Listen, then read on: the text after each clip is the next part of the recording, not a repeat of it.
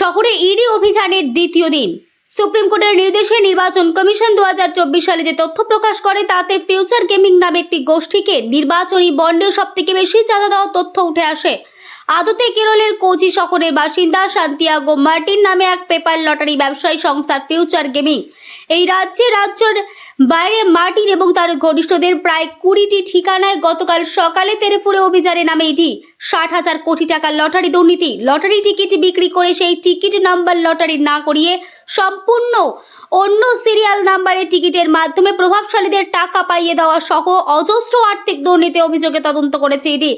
চলতি মাসে 2 তারিখ থেকে দক্ষিণ ভারতের একাধিক ঠিকানায় তল্লাশি অভিযানের পর সেখান থেকে প্রাপ্ত নথির ভিত্তিতে কলকাতায় গতকাল অভিযান চালায় দিল্লি থেকে আসা ইডির আধিকারিকদের বিশেষ দল।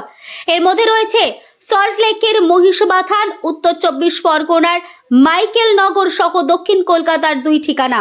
সুস্থ থাকতে কে না চায়, কিন্তু দিনের পর দিন সুস্থ থাকতে চাইলেও যেন সুস্থ থাকা আর হয়ে উঠছে না। কারণ বিভিন্ন জায়গা থেকে সুস্থ হয়ে যাবেন এমন প্রতিশ্রুতি পেলেও মেলেনি কোনো সুরাহা। আপনি ভাবছেন কোথায় যাবেন, কিভাবে সুস্থ থাকবেন, এমন নানা প্রশ্নের সম্মুখীন হচ্ছেন।